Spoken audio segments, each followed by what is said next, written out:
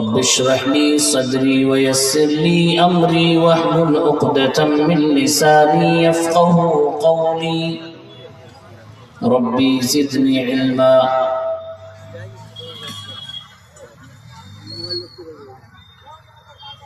جناب صدر اجلاس عام،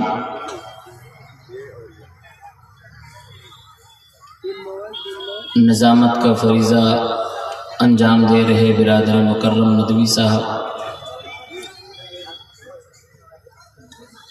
صدر جامعہ حاضہ شیخ عبد المتین السلفی و سیکریٹری صاحب و دیگر ذمہ داران مدارس و جامعات، حضرات علماء کرام، سامنے تشریف فرما اسلامی بھائیوں، نوجوان ساتھیوں، عزیز بچوں، پردہ نشین اور بہنوں،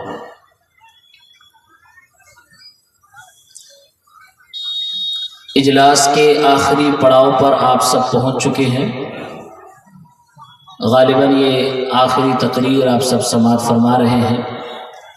بہت کچھ آپ لوگوں نے سنا، سماعت کیا، عمل کرنے کی ضرورت ہے۔ اللہ رب العالمین نے اس دنیا کے اندر اپنے بندوں کو ہدایت کا راستہ دکھانے کے لیے، اپنی تعلیمات کو پہنچانے کے لیے نبیوں کا انتخاب فرمایا ہے۔ آخری نبی جناب محمد عربی صلی اللہ علیہ وسلم کے بعد اب کوئی نبی نہیں آئیں گے۔ اب آپ کو دین کی تعلیمات علماء حق سے ہی لینا پڑے گا، یہی آپ کی دینی رہبری کریں گے، انہی سے آپ کو سیکھنا پڑے گا اور اپنی آخرت کو سنوارنے کی کوشش کرنی ہوگی۔ اللہ کے نبی صلی اللہ علیہ وسلم کے بارے میں قرآن کہتا ہے، سورۃ الکہف کی آیت نمبر 6 کہتی ہے کہ آپ لوگوں کو سدھارنے کے لیے، ہدایت پہ لانے کے لیے، ایمان کے آغوش میں ان کو لانے کے لیے کہ لوگ مسلمان ہو جائیں، اتنے پریشان ہوتے تھے کہ رحمت باری تعالیٰ کو بھی ترس آ گیا، اور اللہ تعالیٰ نے فرمایا لَعَلَّكَ بَاخِعٌ نَفْسَكَ عَلَىٰ آثَارِهِمْ إِن لَّمْ يُؤْمِنُوا بِهَٰذَا الْحَدِيثِ أَسَفًا۔ اے نبی صلی اللہ علیہ وسلم، اے میرے محبوب جناب محمد عربی صلی اللہ علیہ وسلم، اگر یہ لوگ اس کتاب کے اوپر ایمان نہ لائیں تو آپ اپنے آپ کو ہلاک کر لیں گے، ایسا دکھتا ہے، ایسا لگتا ہے۔ اللہ کے نبی صلی اللہ علیہ وسلم اسی لیے بنا کر بھیجے ہی گئے تھے کہ لوگوں کو صحیح راستہ دکھائیں، صراط مستقیم کی طرف لے کر جائیں۔ دنیا کی سب سے بڑی برائی شروع سے لے کر اخیر تک، آج بھی اور آگے بھی، ماضی میں بھی، حال میں بھی، مستقبل میں بھی، جو سب سے بڑی برائی، ہر نبی نے آنے کے بعد اسی برائی کی نشاندہی کی اور فرمایا کہ لوگوں اس برائی سے اپنے آپ کو بچاؤ۔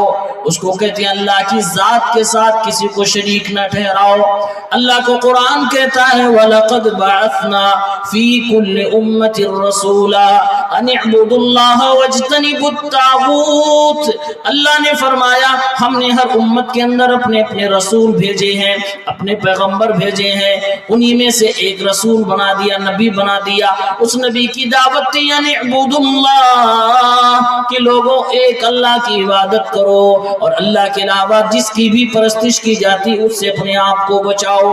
ہمارے نبی صلی اللہ علیہ وسلم کو اللہ کے نبی صلی اللہ علیہ وسلم بنا کر جب مکے کی وادی میں بھیج دیا گیا، وہی پیغمبر جنہوں نے 40 سال تک زندگی مکے کی وادی میں گزاری ہے، وہی لوگ جو اللہ کے نبی کو صادق اور امین کہہ رہے ہیں، وہی لوگ جب اللہ کے نبی کی آواز کو کوہ صفا سے، صفا پہاڑی سے سنتے ہیں تو کچھ مکر جاتے ہیں اور کچھ کے دل میں کچھ بات گھر جاتی ہے۔ اللہ کے نبی کو اللہ تعالیٰ نے غار حرا میں رسول بنا دیا، نبی بنا دیا۔ اللہ کے نبی آئے اور آپ اب نبی بن چکے ہیں، تاج نبوت سے سرفراز کیے جا چکے ہیں۔ کوہ صفا پہ آپ کھڑے ہو گئے اور اللہ کے نبی نے آواز لگائی، اے میرے مکہ کے لوگوں، اگر میں تمہیں کوئی بات بتاؤں تو کیا میری بات مانو گے؟ کیا تم میری تصدیق کرو گے؟ کیا مجھے جھوٹا تو نہیں سمجھو گے؟ لوگوں نے کہا ما جربنا علیک الا صدقا، اے محمد تو ہمارا ہی بچہ ہے، تو ہمارا ہی بھتیجا، تو ہمارے درمیان رہا ہے، ہمارا تجربہ تیرے اوپر بڑا سچا اور صحیح رہا ہے۔ اے محمد تو جھوٹ نہیں بولتا اور تجھ کو کبھی ہم لوگوں نے جھوٹ بولتے ہوئے پایا بھی نہیں ہے۔ ما جربنا علیک الا صدقا، تو نے ہمیشہ سچ کا دامن تھاما ہے، آج بھی تیری سچائی کی گواہی ہم دیں گے۔ اتنے میں اللہ کے نبی نے نبی ہونے کا فریضہ اعلان کرتے ہوئے فرمایا، لوگو قولوا لا الہ الا اللہ تفلحوا، اے لوگو لا الہ الا اللہ کہہ دو، ایک اللہ کی عبادت کی گواہی دے دو اور ایک اللہ کی عبادت کی طرف آ جاؤ، کامیاب ہو جاؤ گے، عرب اور عجم کے مالک بن جاؤ گے۔ یہ ہمارے نبی صلی اللہ علیہ وسلم کی پہلی دعوت تھی۔ اللہ کے نبی صلی اللہ علیہ وسلم نے مکے والوں کو سب سے پہلے اگر کسی برائی سے نکالا تو شرک کی دلدل سے نکالا اور ایک اللہ کی پہچان کروائی۔ اور میرے اسلامی بھائیوں، میری ماں اور بہنوں، میرے نوجوان ساتھیوں اور میرے پیارے پیارے اسلامی بزرگوں، میرے ساتھیوں، آج یہ ہمارے سماج کے اندر جو مدرسے قائم ہیں، جو مسجدیں قائم ہیں، یہ جو قرآن کریم کی تلاوت کی جاتی ہے، قرآن کریم کی تدریس کی جاتی ہے، پڑھایا جاتا ہے، اللہ رب العالمین کی پہچان کے لیے یہ سب کچھ ہو رہا ہے۔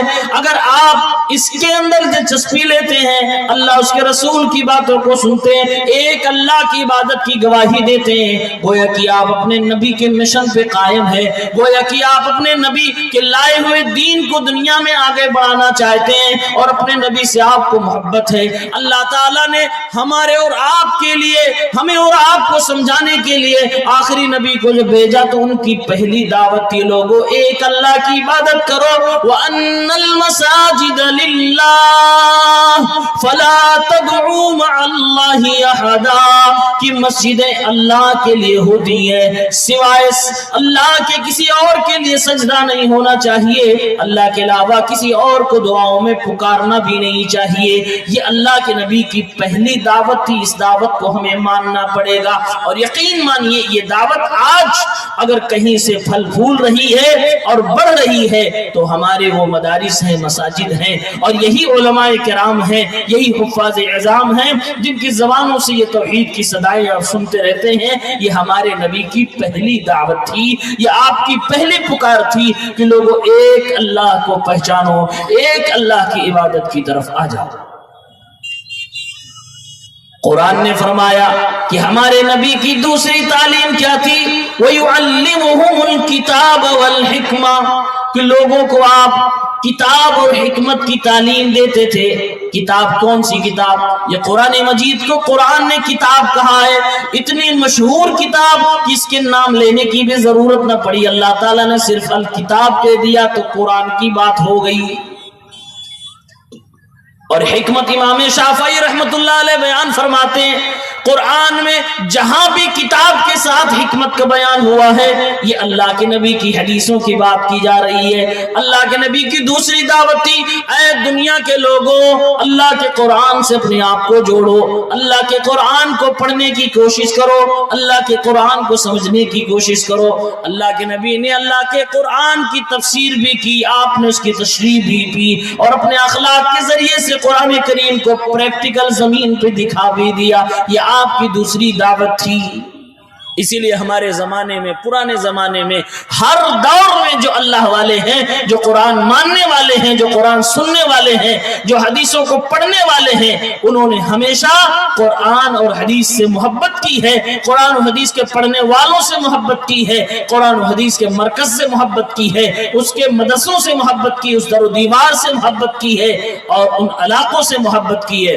ہمارے نبی صلی اللہ علیہ وسلم نے ارشاد فرمایا، ساری دنیا کی چیزیں قابل لعنت ہیں، یعنی کہ اللہ کی لعنت دنیا کی ساری چیزوں پہ برستی ہے، سوائے ان چیزوں کے جس میں اللہ کا ذکر چھپا ہوا ہو۔ جہاں اللہ کا ذکر کیا جا رہا ہو وہ مجلس لعنت کی مستحق نہیں، وہ مدرسے لعنت کے مستحق نہیں، وہ عمارتیں، وہ بلڈنگیں لعنت کی لائق نہیں، وہ علماء، وہ انبیاء، وہ صلحاء، وہ شہداء اور وہ اولیاء لعنت کے مستحق نہیں۔ اللہ کے نبی کی حدیث کے مطابق دنیا کے جس بھی کونے میں اللہ کا ذکر نہیں ہوگا وہاں پر اللہ کی لعنت برسے گی۔ اور میرے بھائیوں، اپنے سینے پہ ہاتھ رکھ کے بتاؤ، آج ہمارے سماج کے اندر، ہمارے معاشرے میں اگر کہیں پر اللہ کا ذکر ہوتا ہے تو سب سے پہلا نام اگر آئے گا تو ہمارے مدرسوں کا نام آئے گا، ہماری مسجدوں کا نام آئے گا، اور لوگوں میں نام آئے گا تو مسجدوں کے ائمہ کا نام آئے گا، مؤذنین کا نام آئے گا، حفاظ کرام کا نام آئے گا، اساتذہ کرام کا نام آئے گا، علماء کرام کا نام آئے گا، اور بقیہ تمام نیک انسانوں کا، مسلمانوں کا نام آئے گا۔ اللہ کے نبی کی تعلیم کا ایک حصہ یہ بھی تھا، وَيُعَلِّمُهُمُ الْكِتَابَ وَالْحِكْمَةَ، کہ آپ نے دنیا کے لوگوں کو کتاب اور حکمت کی بھی تعلیم دی۔ اسی لیے اللہ کے نبی نے اپنے صحابی کو جب دعوت کے لیے یہود و نصارہ کے پاس بھیجا تو اللہ کے نبی نے حضرت معاذ بن جبل سے فرمایا، اِنَّكَ تَأْتِي قَوْمًا مِّنْ أَهْلِ الْكِتَابِ، اے معاذ بن جبل، تم ایک ایسی قوم کے پاس جا رہے ہو جن کے پاس کتاب ہے، تورات کا علم ہے۔ اے معاذ بن جبل، جا تو رہے ہو، سب سے پہلے لوگوں کو توحید کی دعوت دینا، یہ اللہ کے نبی کی پہلی دعوت۔ اے معاذ بن جبل، جب لوگ توحید کی باتوں کو مان لیں تو نماز پڑھنے کے لیے کہنا، نماز کی پابندی کرے تو زکوٰۃ کی بات کر لینا۔ یہ اللہ کے نبی کی کتاب اور حکمت کی تعلیم ہے کہ اللہ کے نبی فرما رہے ہیں، لوگوں اللہ کے قرآن کو لازم پکڑو اور اللہ کے نبی کی حدیثوں کو لازم پکڑو، اور یقین جانیں یہی تو ہمارے نبی کی ضمانت ہے کہ آپ نے اپنی زندگی کے سب سے لمبے خطبے میں، جس کو خطبہ حجۃ الوداع کہا جاتا ہے، اس میں آپ نے ارشاد فرمایا اور آپ نے ایک گارنٹی دی ہے، وہ گارنٹی ہمیں اور آپ کو لینی چاہیے۔ اللہ کے نبی فرماتے ہیں، یہ دنیا ہے دنیا، آخرت میں کامیابی اگر کسی کو چاہیے تو یہی دونوں چیزیں پکڑنی ہوں گی، ایک کتاب اور حکمت۔ اور آپ نے فرمایا، مستدرک حاکم کی روایت ہے، اللہ کے رسول صلی اللہ علیہ وسلم فرماتے ہیں، لن تضلوا ما تمسکتم بہما کتاب اللہ و سنت رسولہ، اے لوگوں اگر تم اللہ کے رسول کی بات کو یعنی حدیث مبارکہ کو سمجھو گے، پڑھو گے، اس کو لازم پکڑو گے، اللہ کی کتاب کو لازم پکڑو گے، لن تضلوا ما تمسکتم بہ، جب تک تم ان کو پکڑ کے رکھو گے کبھی بھی تم گمراہ نہیں ہو سکتے، گمراہی تمہارے پاس بھٹک بھی نہیں سکتی، تمہارے آس پاس بھی نہیں آ سکتی ہے۔ اللہ کے نبی نے ضمانت لی ہے کہ قرآن اور حدیث کو جو انسان اپنے سینے سے لگائے گا اور اس کو صحابہ کے طریقے پہ سمجھے گا وہ کبھی بھی گمراہ نہیں ہو سکتا ہے۔ اور یہ آپ کی زندگی کے آخری خطبہ، جو سب سے لمبا خطبہ تھا، آپ نے انسانیت کو مخاطب کیا اور آپ نے فرمایا کہ اس کو لازم پکڑو، اور یہ کام بھی آج مدرسے ہی کر رہے ہیں، جو کتاب اور حکمت قرآن و حدیث کی تشریح کر رہے ہیں، اس کی نشر و اشاعت کر رہے ہیں، اس کا پرچار کر رہے ہیں۔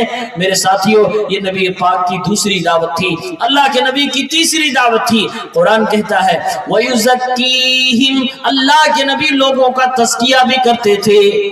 اللہ کے نبی کے زمانے میں معاملہ یہ تھا، آج تو ایسا معاشرہ ہے کہ اگر کوئی ہمارے اور آپ میں سے بھائی گناہ کر جائے تو بڑا مشکل ہوتا ہے کہ اپنے ماں باپ کو بھی بتا سکے، اپنے استاذ کو بتا سکے، مسجد کے امام کو بتا سکے، لوگ چھپاتے پھرتے ہیں۔ اگر کوئی کسی کو معلوم بھی ہو جائے اور کہہ دے کہ فلاں آدمی یا آپ جو گنہگار ہیں، آپ نے یہ گناہ کا کام کیا ہے، تو سامنے سے انگلی اٹھا کے کہہ دی جاتی ہے کہ تم کون سے دودھ کے دھلے ہو، تم کون سے پاک انسان ہو، تم بھی تو خطا کار ہو۔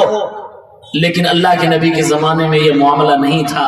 لوگ جب خطاؤں میں گرفتار ہو جاتے، گناہوں سے سرزد ہو جاتا، چھوٹا گناہ، بڑا گناہ، کبیرہ گناہ، صغیرہ گناہ، اللہ کے نبی صلی اللہ علیہ وسلم کے پاس آ کر کھڑے ہو جاتے، اے اللہ کے نبی صلی اللہ علیہ وسلم مجھ سے یہ گناہ ہو گیا، آپ مجھے پاک کر دیجئے۔ ایک صحابی آئے، زنا جیسا کبیرہ گناہ ان سے سرزد ہو گیا، اے اللہ کے نبی صلی اللہ علیہ وسلم طہرنی یا رسول اللہ، مجھ سے یہ پاک ہو گیا، یہ گناہ ہو گیا، آپ مجھے پاک فرما دیجئے۔ اللہ کے نبی صلی اللہ علیہ وسلم نے اپنی نظریں ہٹا لی، کہیں ایسا نہ ہو کہ اس آدمی کے اس اعتراف کی بنیاد پر اس کو پتھروں سے رجم کر دیا جائے۔ اللہ کے نبی نے چہرہ پھیرا، سامنے سے وہ صحابی پھر سے آ گئے، پھر اللہ کے نبی نے نظر پھیرا، پھر وہ دائیں سے آ گئے، بائیں سے آ گئے، آگے سے آئے، پیچھے سے آئے، ہر طرف سے آئے۔ اللہ کے نبی مجھ سے پاک ہو گیا، مجھے پاک کر دیجئے۔ اللہ کے نبی صلی اللہ علیہ وسلم سے پاکی کرنے کی درخواست کر رہے ہیں، اللہ کے نبی سے تزکیہ کا درخواست کر رہے ہیں۔ کون صحابی؟ اللہ کے نبی نے ایک صحابی سے فرمایا ذرا دیکھو اس کے منہ کو سونک کے دیکھو، کہیں یہ نشے میں تو نہیں ہے، کہیں انہوں نے شراب تو نہیں پی رکھی ہے۔ صحابی نے منہ کو جب اپنے قریب کیا تو کہنے لگے اے اللہ کے نبی صلی اللہ علیہ وسلم انہوں نے کوئی نشہ نہیں کیا ہے، پورے ہوش و حواس میں کہہ رہے ہیں۔ اللہ کے نبی نے مزید تحقیق کی، تحقیق کے بعد یہ ثابت ہوا اور اعتراف بھی انہوں نے کیا کہ اے اللہ کے نبی میں نے زنا کر لیا ہے۔ اللہ کے نبی صلی اللہ علیہ وسلم نے اپنا فیصلہ سنا دیا۔ میرے کہنے کا مقصد ہے اسلامی بھائیوں اور میرے ساتھیوں، ایک زمانہ یہ ہے کہ جب لوگ اپنے گناہوں کو چھپانے کی کوشش کرتے ہیں، اللہ سے بھی توبہ نہیں کرتے اور کسی اللہ والے کے پاس جا کر توبہ کرنے کی تعلیم بھی نہیں دیتے ہیں۔ وہ زمانہ تھا جب صحابہ کرام اللہ کے نبی کے پاس آ کر خود کہا کرتے تھے اے اللہ کے نبی مجھ سے یہ پاک ہو گیا، مجھے پاک فرما دیجئے، مجھے پاک کرنے کی کوشش کر دیجئے، مجھے راستہ دکھائیے۔ ایک نوجوان اللہ کے نبی کے پاس آتا ہے، مسند احمد کی روایت ہے، اور کہتا ہے اللہ کے رسول صلی اللہ علیہ وسلم فلاں عورت سے میں زنا کرنا چاہتا ہوں۔ پیارے پیغمبر صلی اللہ علیہ وسلم کے سامنے ایک نوجوان ہے، آپ کا ماننے والا ہے، لیکن اپنی شہوت کے غلبے کی وجہ سے کہہ رہا ہے اے اللہ کے نبی میں زنا کرنا چاہتا ہوں اور وہ عورت فلاں فلاں ہے، فلاں عورت کے ساتھ میں یہ کام کرنا چاہتا ہوں۔ پیارے پیغمبر نے مریض کو سیریس دیکھا، آپ نے اس کو قریب بلایا اور آپ نے بڑے اطمینان سے اسے سوال کرنے شروع کر دیے، اور اللہ کے نبی نے فرمایا صلی اللہ علیہ وسلم کہ اگر جس عورت کا نام تم لے رہے ہو اے میرے پیارے ساتھی، تمہاری ماں کے ساتھ اگر کوئی دوسرا مرد یہی کام کرنا چاہے تمہیں کیسا لگے گا؟ اے اللہ کے نبی برداشت نہیں۔ تمہاری بہن کے ساتھ کوئی یہ کام کرنا چاہے کیسا لگے گا؟ اے اللہ کے نبی ناقابل قبول ہے۔ تمہاری بہن، تمہاری ماں، تمہاری خالہ، پھوپھی، یہ تمام رشتہ دار کی عورتوں کے ساتھ کوئی اور نوجوان ڈیمانڈ کر لے اور یہی گناہ کرنا چاہے، مجھ سے اجازت مانگے تو تمہاری کیا رائے بنے گی؟ اے اللہ کے نبی میں برداشت نہیں کروں گا، مجھے یہ چیز کبھی بھی برداشت نہیں ہوگی کہ کوئی میرے قریبی رشتہ داروں کے ساتھ، میری ماں، بہن، پھوپھی، خالہ کے ساتھ یہ کام کرے۔ اللہ کے نبی نے دکھتی رگ پہ ہاتھ رکھا اور آپ نے ارشاد فرمایا اے نوجوان، جس عورت کا بھی تم نے نام لیا، ارادہ کیا زنا کرنے کا، یہ برائی تھی۔ اللہ کے نبی کیسے اس نوجوان کو پاک کر رہے ہیں، کیسے اللہ کے نبی تزکیہ فرما رہے ہیں، ذرا غور سے سننا میرے ساتھیوں۔ اللہ کے نبی فرما رہے ہیں وہ بھی کسی کی بہن، وہ بھی کسی کی پھوپھی، کسی کی خالہ، کسی کی ماں لگتی ہوگی، وہ بھی کسی کی رشتہ دار ہوگی۔ پیارے پیغمبر نے جب یہ بات فرمائی، صحابی کہنے لگے اے اللہ کے نبی صلی اللہ علیہ وسلم مجھے بات سمجھ میں آ گئی، اب میں توبہ کرتا ہوں، میں اس عظیم گناہ کا ارادہ بھی نہ کروں گا۔ پیارے پیغمبر نے قریب بلایا اور آپ نے ان کے سر پہ یا سینے پہ ہاتھ رکھا اور آپ نے ایک دعا فرمائی اللہم طہر قلبہ وحسن فرجہ، اے اللہ رب العالمین اس نوجوان کے دل کو پاک فرما دے، اے اللہ تعالیٰ اس کی شرمگاہ کی حفاظت فرما دے، اس کی عزت و آبرو کی حفاظت فرما دے۔ اس طریقے سے ہمارے نبی صلی اللہ علیہ وسلم لوگوں کا تزکیہ بھی کرتے تھے، پاک بھی کیا کرتے تھے. یعنی لوگ گناہ کر کے آئے اور اللہ کے نبی کے سامنے ذکر کرتے، ہمارے نبی اس گناہ سے چھٹکارا پانے کا طریقہ بتلاتے تھے. یہ ہمارے نبی کا پاک کرنے کا آئیڈیا تھا. آج بھی ہمیں اور آپ کو اگر یہ چیز سیکھنی ہے تو اپنے مسجد کے ائمہ کے پاس جانا ہوگا، اپنے مدرسے کے علماء کے پاس جانا ہوگا، اپنے اساتذہ کے پاس جانا ہوگا کہ جناب والا ہم سے یہ گناہ ہو گیا. اس گناہ سے چھٹکارا پانے کے لیے ہمیں کیا کرنا پڑے گا؟ توبہ کرنی ہے کہ کفارہ ادا کرنا ہے؟ کیا کرنا ہے؟ ہماری رہنمائی فرمائیے. یہ ہمارا مزاج ہونا چاہیے. یہی ایک اسلامی مزاج ہے. یہ بھی ہمارے نبی کی دعوت میں شامل تھا کہ ہمارے نبی صلی اللہ علیہ وسلم نے سماج کے اندر کی برائیوں کا بھی خاتمہ کیا اور آپ نے ایک ایک انسان کو پاک کرنے کی کوشش کی. ہمارے نبی صلی اللہ علیہ وسلم کی تعلیمات کا، آپ کی دعوت کا ایک حصہ یہ بھی تھا کہ ہمارے نبی نے حلال کو حلال کا، حرام کو حرام کا. قرآن کہتا ہے وَيُحِلُّ لَهُمُ الطَّيِّبَاتِ وَيُحَرِّمُ عَلَيْهِمُ الْخَبَائِثِ. جتنی پاک چیزیں تھی سماج کے اندر، اللہ کے نبی نے ان تمام پاک چیزوں کو حلال کہہ دیا، اور وہ تمام چیزیں جو خبیث تھی، جو گندی تھی، ان چیزوں کو اللہ کے نبی نے ناپاک کیا، حرام قرار دے دیا. جو پاک ہے وہ حلال ہے، جو صاف ستھری ہے، طیب ہے، اچھی ہے، وہ حلال ہے، اور جو خبیث ہے، جو گندی چیزیں ہیں، وہ ہمارے نبی نے حرام قرار دے دیا ہے. شراب گندی چیز ہے، اللہ کے نبی نے کہا یہ حرام ہے. مردار گندی چیز ہے، ہمارے نبی نے کہا یہ حرام ہے. جزاک اللہ خیرا، بارک اللہ فیکم. اللہ تعالیٰ آپ کی دولت میں، کمائی میں برکت عطا فرمائے. ہمارے نبی صلی اللہ علیہ وسلم نے پاک چیزوں کو حلال کیا اور گندی چیزوں کو حرام کیا. بس ایک سوال آپ کو میں چھوڑتا ہوں میرے ساتھیوں، جس کو بھی آپ کے علاقے کے علماء، مفتی، ائمہ بتا رہے ہیں کہ یہ چیز حرام ہے، اس چیز کے بارے میں اپنے آپ سے سوال کرو، کیا یہ چیز طیب ہے یا خبیث ہے؟ یہ پاک ہے یا گندی چیز ہے؟ اب جو بھی چیزیں آپ کو چیک کرنی ہو کہ یہ حرام ہے کہ حلال ہے، تو اس کے طیب اور خبیث ہونے پر بھی ایک بار غور کر لو. اگر طیب کی کیٹیگری میں آ رہی ہے تو حلال ہے، اور اگر وہ خباثت کی کیٹیگری میں آ رہی ہے، خبیث کی کیٹیگری میں آ رہی ہے تو حرام ہے. اور میں سمجھتا ہوں کوئی عالم دین یہ نہیں کہے گا کہ شراب جو ہے طیب میں سے، کہے گا وہ خبیث ہے. وہ چاہے گھر میں بنائی جائے، چاہے چاول سے بنائی جائے، چاہے مکئی سے بنائی جائے، چاہے انگور و کھجور سے بنائی جائے، چاہے وہ باہر کی کنٹری سے آئے، چاہے گھر کی بنی ہوئی ہو، چاہے وہ دیسی ہو یا ودیشی ہو، وہ گندی ہے تو گندی ہے. اللہ کے نبی نے اس کو حرام قرار دے دیا ہے. اللہ کے نبی نے تو شراب پینے والوں کو ڈرانے کے لیے آپ نے ارشاد فرمایا، اللہ تعالیٰ نے اپنے آپ سے وعدہ لے رکھا ہے، ان علی اللہ عہدا لمن یشرب المسکر ان یسقیہ من طینۃ الخبال، کہ جو لوگ بھی نشہ کی چیزیں استعمال کریں گے، شراب پیئیں گے، اسموکنگ کریں گے، جو لوگ بھی نشہ کی جس بھی چیز کو استعمال کریں گے، اللہ تعالیٰ نے یہ قانون بنا رکھا، اپنے لیے ایک اصول بنا رکھا ہے کہ اللہ تعالیٰ کل قیامت کے دن سے لوگوں کو طینۃ الخبال پلائے گا، یعنی کہ جہنمیوں کا پیپ اور جہنمیوں کا پسینہ پلائے گا. یہ ساری چیزیں اللہ کے نبی کیوں بیان فرما رہے ہیں؟ کیونکہ آپ اپنے سماج کو پاک کرنا چاہتے ہیں، آپ اپنی سوسائٹی کو پاک کرنا چاہتے ہیں. آپ نہیں چاہتے کہ ہماری سماج کے اندر کوئی آدمی ایسا ہو جو نشہ کرے. اللہ کے نبی صلی اللہ علیہ وسلم نے اس لیے نشہ کو جڑ سے اکھاڑ پھینکنے کے لیے تعلیمات دی، اور اللہ کے نبی نے ہمیشہ کے لیے اس کو حرام قرار دے دیا. اور آپ نے فرمایا کہ جو تھوڑی سی چیز حرام ہے وہ زیادہ بھی حرام ہے، جو زیادہ حرام ہے وہ تھوڑی سی بھی چیز حرام ہے. کوئی یہ نہ کہے کہ میں 2 پوا پیتا ہوں تو مجھے نشہ ہوتا ہے، 1 پوا میں نشہ نہیں تو 1 پوا پی سکتا ہوں، 2 نہیں پی سکتا ہوں. اللہ کے نبی نے اس لاجک کے خلاف بات کہی، اور آپ نے صلی اللہ علیہ وسلم نے صاف فرما دیا جو زیادہ پینے سے نشہ ہو اس کا تھوڑا سا بھی